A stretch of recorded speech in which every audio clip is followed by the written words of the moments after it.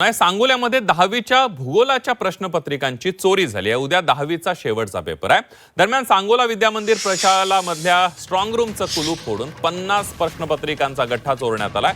सोलापूर ग्रामीण पोलीस दलाच्या dog squad, fingerprint, स्थानिक गुन्हे अन्वेषण विभागाच्या पथकानं स्ट्रॉंग रूममध्ये तपासणी केलेली आहे। याद्वारे काही माहिती मिळते का याचाही तपास सुरू आहे। या स्ट्रॉंग रूम जवळ सीसीटीव्ही कॅमेरे नाहीये, तसं शाळेच्या परिसरातील सीसीटीव्ही बंद असल्याचा धक्कादायक प्रकार समोर आलेला आहे।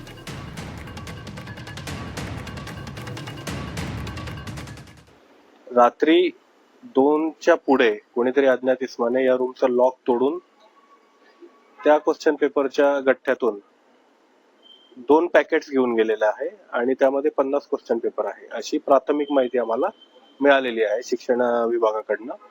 आम्ही इथे पाहणी केली तर ज्या रूम मध्ये ते गठ्ठे ठेवण्यात आले होते क्वेश्चन पेपरचे, त्या रूमला जे लॉक लावलेलं आहे ते लॉक कटरने कट केलेला आम्हाला आढळून आलेला आहे।